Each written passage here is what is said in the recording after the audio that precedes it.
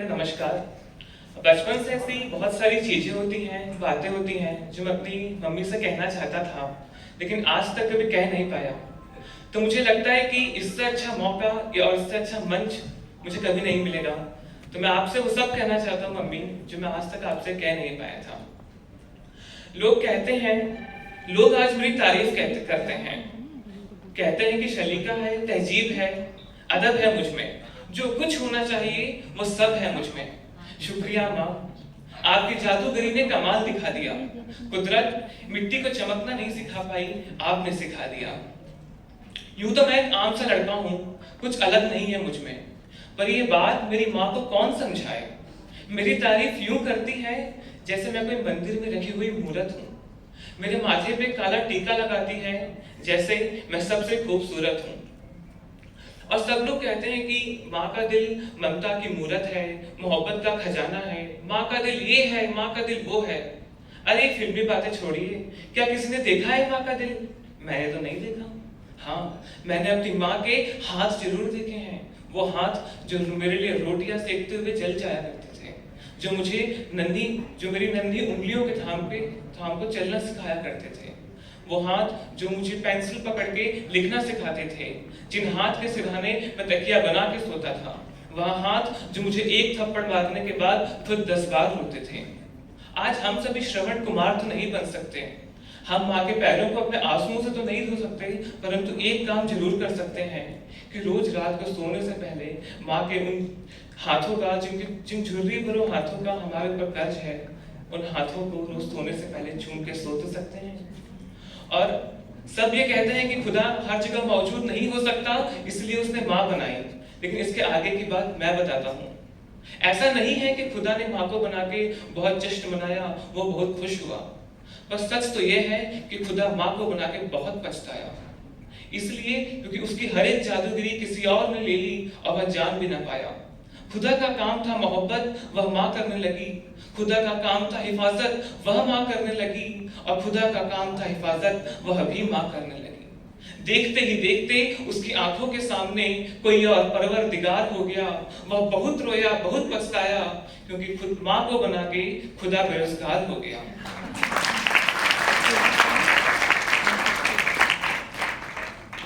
और मैं अपना कुछ और एक्सपीरियंस जोड़ना चाहूंगा कि मेरा बचपन से लेकर नीट की प्रिपरेशन तक का समय तो इंदौर में ही बीता, पेरेंट्स, मम्मी पापा सबके साथ में। उसके बाद जब मेरा सिलेक्शन हो गया, मुझे ग्वालियर में जाना पड़ा, तो वो मेरे कॉलेज का पहला दिन मुझे अब भी याद आता है कि जब मैं तैयार होकर कॉलेज जा रहा था, तो मुझे ऐसा लगा कि कोई रोक लेगा मुझे, कोई रोकेगा और कहेगा बेटा खड़े खड़े दूध मत पी, तुझे हजम नहीं होगा। अरे 2 घड़ी रुक के सांस तो ले ले। और मुझे लगा पक्का मम्मी ने रसोई से आवाज दी होगी, जिनके हाथों में सना आटा होगा। पर जब पलट के देखा तो मैंने देखा वहां सिर्फ सन्नाटा था। और वो खली कमी मुझे आज भी खलती है जब मैं ग्वालियर में रहता हूँ, कि जब भी मैं किसी शुभ काम के लिए जाता हूँ कि कोई तो रोके और कहे कि बेटा घी शक्कर से मुंह मीठा कर ले, गुड़ खा के जा। मैं बचपन से लेके अब 20 साल की उम्र तक माँ से आजादी के लिए लड़ता रहा कि मम्मी मुझे यहाँ जाने दो, वहां जाने दो, मत रोकिए, मत टोकिए। तो माँ, मैं यही कहना चाहता हूँ कि आज वो सारी आजादी मेरे पास है, परंतु फिर भी न जाने क्यों दिल उदास रहता है। दुख इस बात का नहीं है कि खुशियां बांटने वाला कोई नहीं है, दुख तो इस बात का है माँ कि देर से उठूं तो कोई टोकने वाला नहीं है। और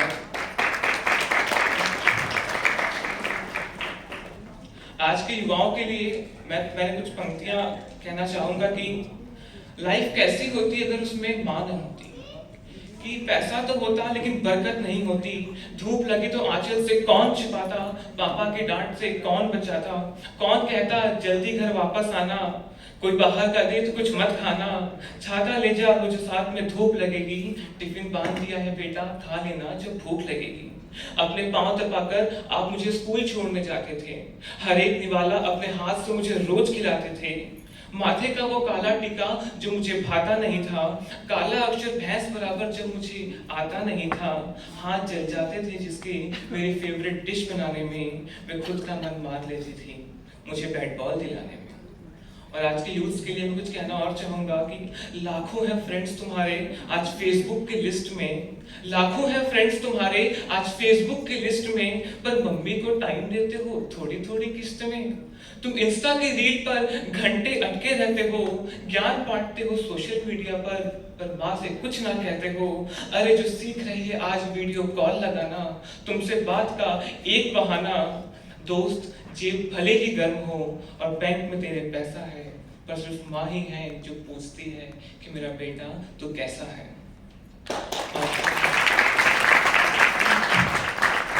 अंत में एक मेरी रिक्वेस्ट है, तो मैं एक बात और कहना चाहूंगा बस, कि जो हर वक्त आसपास रहे वो अक्सर नजर नहीं आता है। माँ के साथ भी यही होता है। मैं आपसे पूछना चाहूँ कि आपने कब जी भर के आंख भर के अपनी माँ को देखा? तुमने कब उसकी साड़ी या सूट की तारीफ की?